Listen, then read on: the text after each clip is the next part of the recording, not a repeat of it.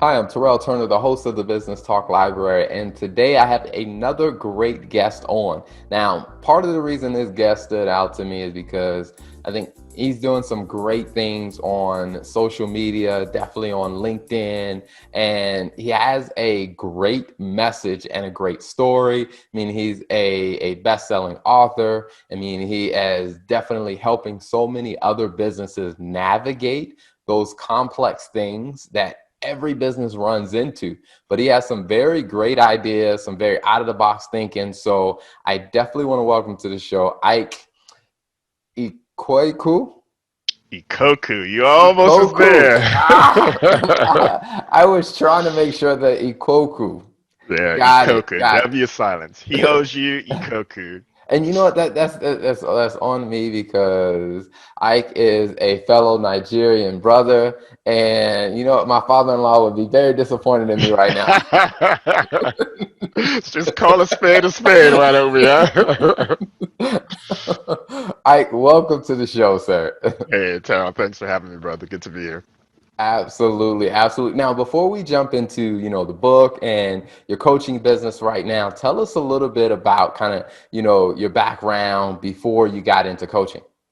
Yeah, man. So I'm a good old-fashioned college grad with an accounting degree. So I graduated college and just stepped into the professional accounting world and was fortunate to work for two of the big six accounting firms early in my career. And once I got past audit and tax and figured out I like tax, I figured out even further in tax, I like the personal financial planning aspects of that. So I got to work in those divisions at KPMG and E&Y. And while we were helping save our high net worth clients hundreds and even millions of dollars from just advanced tax and financial planning strategies. I was back in my room taking notes and saying, let's see what elements of this I can incorporate into my own little pie here. So I applied a lot of what I learned, and I was really fortunate to have had some early successes financially in my life and in my career that have served me well. I've had a lot of wins and I had a lot of losses, and I probably learned more from the losses than I have from the wins. That's for sure. Gotcha, gotcha. No, I mean, when you think about that, like, you're doing all this work and helping, the company, plan for their high net worth individuals. How many of your counterparts do you think were going back and saying, you know what, how can I use this myself? I don't know that there are very many, man. It's one of those things where you just recognize at an early age how you're wired and what you kind of have a natural predisposition to. So I mean, I go back to like being an 8-year-old kid at home, spending not summers but Christmas at the village with my grandfather, who I would dub the early Oracle of Omaha. He was Buffett before Buffett was born. The dude had like investments in real estate business and just all kinds of stuff. So one of the things we do is around the Christmas time, we'd gather all the extended family members, and all the little kids would just kind of parade and show how well they've done for school, and they'd get rewarded with oftentimes, most times money, sometimes gifts and toys. So youngest of three, my older siblings would take their cash and go buy toys or clothes. I took my cash and I grabbed my dad's old briefcase and I turned that mug into a makeshift bank, and I started saving money at an early age. So I figured out how to save money early. I didn't figure out how to keep the robbers, older brother, older sister, from breaking into the bank. Gotcha. Now, tell us a little bit about, now your book about winning the money game. Because I Yeah. definitely want the audience to hear about that. Sure, sure. It's a great book. Growing up in the financial services industry, you quickly realize like there's a war going on in that industry. And that war is pitting what I call the safe side of the fence against the more securities based side of the fence. They're pitting themselves against each other, and the consumer is stuck in the middle, being confused as to what the proverbial pathway should be. And so when I had my first run to making seven figures and losing that, I learned some lessons along the way, and I paid a lot of attention to what the financial services industry doing. And one of my favorite quotes is this whole idea that if just because you have all the dogs barking up the wrong tree doesn't necessarily make it the right tree. And so, whether you like that analogy or like old Robert Frost's idea of kind of taking the road less traveled, I figured that there was a lot of stuff that they were breathing down the necks of the American consumers that weren't necessarily entirely in the best interest of the consumer. And so I figured that stuff out and identified what I called nine financial myths and just kind of charted the course from going from bankrupt in 2003 to becoming financially independent in 2008 at the age of 34. And I outlined those nine myths and kind of shared some strategies and ideas and things that I used to kind of help get to that position. So Gotcha, gotcha. Now, where can people find the book? yeah, readily available on Amazon, Barnes and Noble, anywhere books are sold. Just typing "Winning the Money Game" Aikikoku, and it'll direct you right to it. You can also get it obviously off of my website too as well. So Awesome, awesome. Now, I really want to jump into your coaching business because that was one of the areas where you and I connected, yeah, and then after that, I definitely want to talk about some of the content that you share on LinkedIn there, so people can follow you there as well. But for the coaching business, what's your approach to coaching, and like, what do you, I guess, what made you start that type of business? it was birth partially out of just interest and intrigue, but also out of a lot of failures. So you know a little bit about my journey in terms of just after having that phenomenal run, being financially independent in 2008, in 2014, things changed. Like the entire ship got turned upside down. And so suffered two business betrayals, lost seven figures plus, and clients of mine and myself, we ended up becoming victims of a Ponzi scheme. SEC got involved. The guy who perpetrated the fraud fled the country. I'm an investment Wow, advisor at the time. And so 2 years after the incident, they figured they're going to hold me responsible, like I was, easy, wow, low-hanging fruit, for lack of a better word. Forget the fact he lost hundreds and hundreds of thousands of dollars of his money. So going through that experience and just seeing my whole world get turned upside down and the industry and the business that I love that was providing for my family basically be taken away from me, I had to start over from scratch. I had to resurrect my old consulting coaching business, and that hadn't been my primary focus.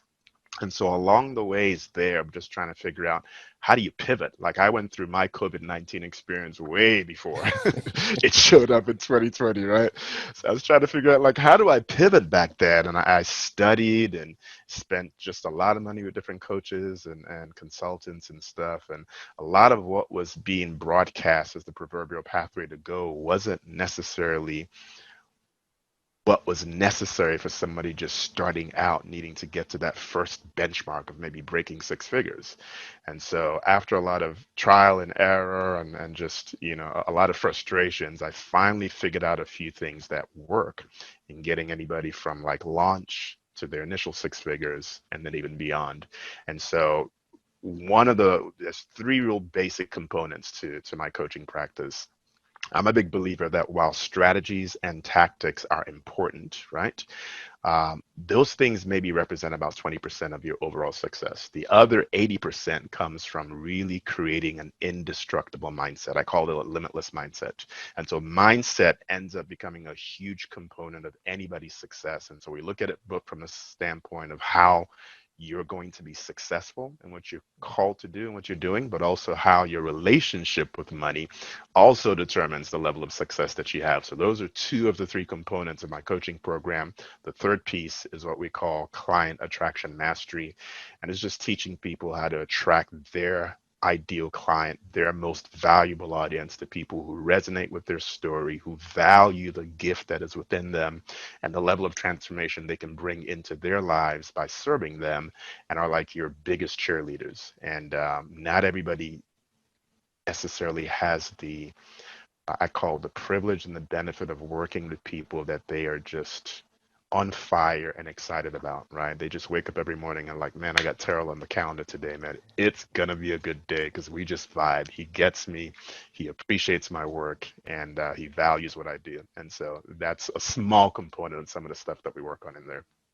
gotcha, gotcha. There's something that's very interesting that I think that you pointed out, and I had this conversation with some people is that, I say that I'm not sure if, some people are really prepared for what their success journey will look like. And one of those early things that someone told me is that, what you'll realize is as you start becoming successful in whatever you do, you'll realize the new challenge becomes being able to, sustain what you've achieved. And I think Yeah. about with your story of, a lot of people can say that, hey, I can help you get from, where you are to, huge success. But I think the challenge that I always ask is like, will they be able to help you develop the right processes and put the right things in place to sustain that after you reach that pinnacle? Yes, so, so crucial. There's some key drivers for success that I found, which is one, you got to be investing and learning. You got to grow. Like, John Maxwell says, he talks about the law of the lid, and he says basically, as your level of leadership goes, whether you're self-employed or whether you're running an organization, so the rest of your organization goes. So from a scale of 1 to 10, you're stuck at a 7. You can't expect that organization or anybody else who's supporting you to rise above that because they're looking to you. So self-leadership and, in making some very intentional investments in learning, absolutely critical for success. The second one is coaching, and that's usually a bit of a stumbling block for a lot of entrepreneurs because the very asset, the very thing that is like your strength, the idea that, I can build a better mousetrap, I'm going to set out on my own and do something, can actually be your biggest weakness because that very independent mindset can preclude you from getting help in the form of coaching and mentors early on in the process. So you can do like Warren Buffett says and learn from mistake, which is the best teacher, but it doesn't have to be the mistakes you make, right? And so, to your point, it's about being able to identify how to get past those different benchmarks and not just attain success, but actually sustain it for the long term. Gotcha, gotcha. Now, speaking of that, when you're working with different business owners, I mean, when it comes down to, other than what you just said about, being able to get over, that independent mindset, are there any other like maybe just one other key area where, entrepreneurs kind of, you notice they hit a consistent roadblock that they struggle to get over or work around? Yeah. I think the biggest one is understanding the distinction between being an excellent uh, business service. And so whatever the widget is that you make, like you may know how to do that thing left, right, and center. You may can do it better than everybody else. But your degree of success isn't going to be measured by how good you are at creating said widget or providing said service. Your degree of success as an entrepreneur, it's how good you are in branding yourself, in being able to communicate your value proposition, and being able to attract those people who resonate with exactly what it is. So being an independent marketer of said widget is actually more important than being the best manufacturer of said widget. Gotcha, gotcha. Now, do you find that people struggle with that? Because, for me, even myself personally, like knowing, like, having a CPA, Yeah, corporate finance was my background. Like, marketing was the thing that's like, I really didn't spend much time yeah. until I started my own practice. Yeah. We got this great misconception about marketing, right? Like we feel like it's, these weird people that float around on the face of these earth that know how to market or sales. And maybe when we think about sales, we start thinking about the used car salesman. It's like, I don't want to be involved in all of that. But if you really think about it, like we were born as marketers. I mean, you think about a baby, right? When a baby doesn't know how to talk, if they're hungry, like they will voice their concern and tell the whole world and anybody who's within vicinity of like 12 feet knows we got to pay attention and give that baby what he needs, right? The same thing with like, older people. I always give the example of like a bunch of girls going out on a girls' night out, and maybe they go watch their favorite movie, and maybe it's got Denzel or it's got Keanu Reeves, doesn't matter who it is, right? Those girls get out of that movie, and if they come within a millimeter of you, they will convince you you need to go see that movie. It may not be because it's the best movie, maybe it's because of the character in the movie, but it's almost like they become personal evangelists for that movie. Well, in business, you have to become an evangelist for your business. Now, why Mhm. most people, one of the reasons why many people may not be there is because they're not really tapped into the purpose. Got Like it. they're Wow. doing something, but it's not directly in alignment with the very reason why they exist. And I know this just, being in the financial space. I mean, we used to help people who would spend 30 years at a GE with the idea that once I hit 65, I'm going to start living, right? Mhm. And like, what a waste of time to spend 30 years of your life and kind of put that on hold, tuck that away and go, okay, I'm going to start living life. And so once you like identify your purpose, it's kind of like you get a toy and you decide to go put it together and you fail woefully at it, but like you go back to the manual and you read it, it's like, oh, here's how this stuff is supposed to operate. So it's kind of like that moment where it's like somebody's revealed the owner's manual to you. Like, you know why you're taking up space here. You know the level of impact and transformation you're supposed to be bringing into people's lives. And you know how selfish it would be not to do that because you see the entirety of your life and how it's been shaped to create this moment in time where you now step into this world and do this incredible thing. Again, it's like the most selfish thing not to tell anybody. That's one of the reasons why I choose to work with purpose driven entrepreneurs, because working with those entrepreneurs, like their why, their spiritual and life purpose is so huge, right? That it just continues to drive and motivate them. And you can't shut them up as it relates to what they're supposed to be doing. So, marketing and sharing what they do is seldom a problem. Awesome, awesome. And now speaking of that, I mean, as if you're watching and you're listening, I mean, you can hear the wisdom that's coming out of Ike right now. I mean, you definitely know that this is not a man that just, decided to put a name on a Facebook page or Instagram or a LinkedIn page. Like, he's serious about this. And speaking of that, I want to talk about some of the content that you share, because some of the wisdom that you're sharing in this short interview, I mean, you share as you put out content on your own page. Like, Yeah. what's some of the stuff people can expect to hear if they go find you online? Sure. So I'm a big believer that when people look to consume content, they're looking for one of three things. They're either looking to be inspired, they're looking to be educated, or they're looking to get a good laugh. Because let's face it, adulting is hard. So when I wrote my book, I had the benefit of hiring a PR firm, and I spent thousands of dollars getting a lot of PR. I ended up on a bunch of radio stations and TV stations, got a really, really bunch of really, really good press. That was, almost a decade ago, right? 2012. And what I know is that in this day and age in which we live in, while PR firms still have a foothold in the market and provide a valuable service, you are your biggest PR department. Like, in the age in Gotcha. which we live in, you can generate so much PR, and it's necessary to generate PR. And the way to do it in a way where you almost create predisposed buyers is to become very clear about how content marketing fits into your overall strategy that you're using for your business. Because all the hundreds of thousands of dollars that I've spent on marketing and mentors and coaches, a lot of those people I found out about through their content. And I consumed a lot of their free content to the point, like, when I was ready to buy, it was just a matter of like, where do I sign up, right? I didn't need to be sold anything because I had predetermined on my own that they had delivered so much valuable content that it wasn't a matter of if I needed to work with this individual, it was just when, right?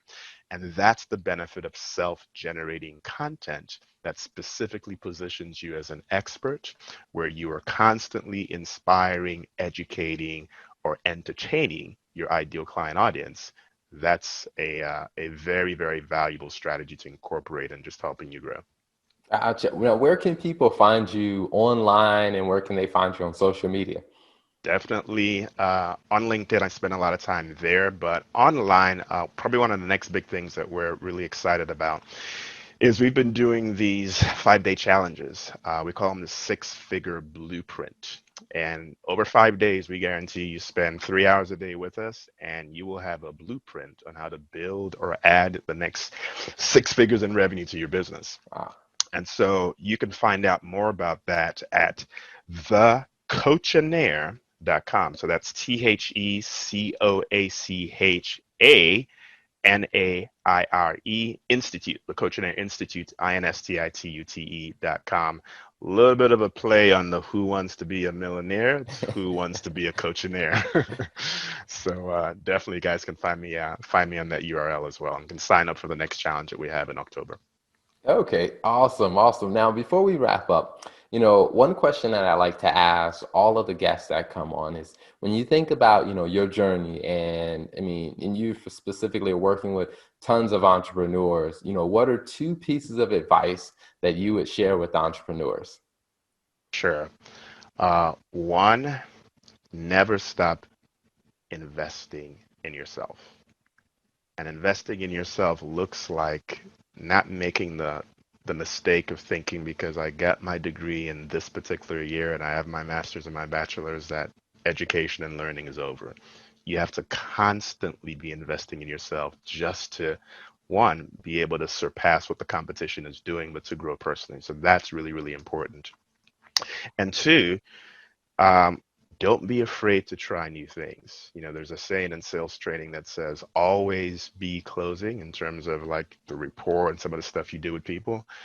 As a business owner, you have to always be testing new strategies, new scripts, new sales processes, new systems, investing in technology to see what works for where you're at the level that you're at. So always be testing and make significant investments in yourself. Both of those things will serve you well. Awesome, awesome. Well, definitely thank you. And as you were talking, one other question that came to mind. Now this one is more on I could say, or more of a selfish or a selfish question on my part is when it comes down to, I mean, because as all the listeners know, my business as a doing, corporate finance consulting and accounting consulting for corporations, like, when it comes down to seeing businesses and do you feel like they understand the accounting on the finance side of their business well? No, no, that's the other thing that we teach people. Like you have to make like good decision making is another foundation for successful businesses. And some of the best decisions you can make are sitting right in front of you in terms of what your P&L and your balance sheet is telling you.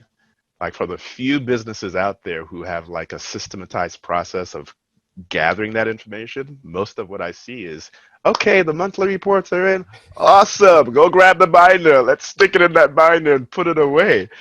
And it's like, if you're not measuring what's going on, how can you be in a position to affect change in your organization? And so understanding the dimensions of what financial information actually has to say about your business, as to what's working, as to what's not working, as to what needs improvement, as to being able to almost forecast and predict issues that could come up, that is a skill set that if the owner does not have, they definitely need to be leaning in on their controller, their CPA, the team that they have around them to help them make better informed decisions that will drive the needle of where they're trying to go with their business. Awesome, awesome. Well, definitely thank you for coming on the show, sharing all of your wisdom and your feedback. And we'll definitely include the link so people can find you online and they can also get involved with the challenges with the coach in there that you guys have going on. So again, thank you for being on the show. Thank you so much, man. Appreciate you having me.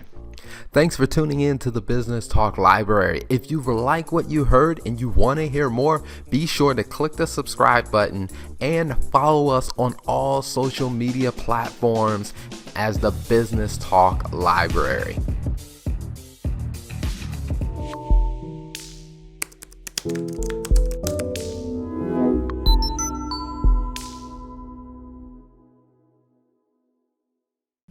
Hey, it's your girl Tia Robertson. I'm the host of Entrepreneur Insider.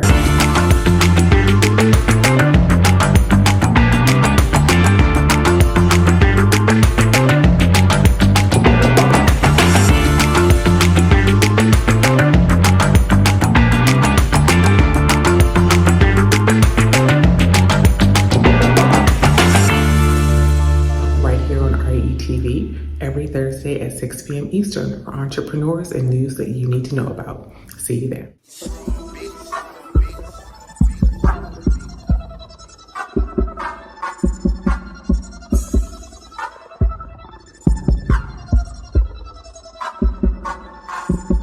When they do that, cause we do that though. I see you talking, so we gon' take it though. And yeah, talking cheap, so don't do that though. My click 100 deep.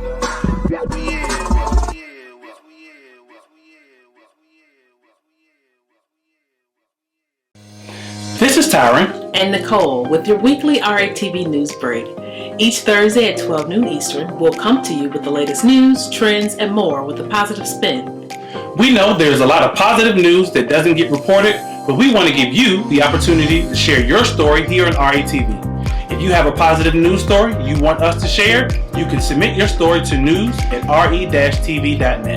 Don't forget to subscribe to the Relationship Entertainment Television YouTube channel. Download the new RATV Live app on your mobile device and follow Relationship Entertainment Television on your favorite social media platform. Don't forget, make sure you tune into the RATV News Break each Thursday at 12 p.m. Eastern. Until then, be blessed and be great. Growing up in the church, we saw a lot. Things that people refuse to talk about. The elephants in the room. Mental illness, sexual abuse, broken families, domestic violence, and so much more. The Big E, The Elephant in the Room, is a show that sheds light on these topics. We're here to speak about the unspeakable.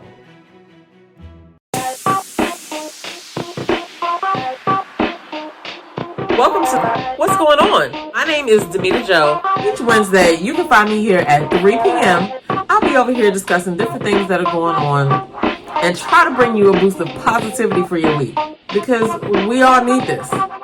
We're going to share some feel-good stories. We might find a hometown hero. We may take a look at some trending topic. And sometimes we might even find a lesson in a not-so-warm and fuzzy story if we can.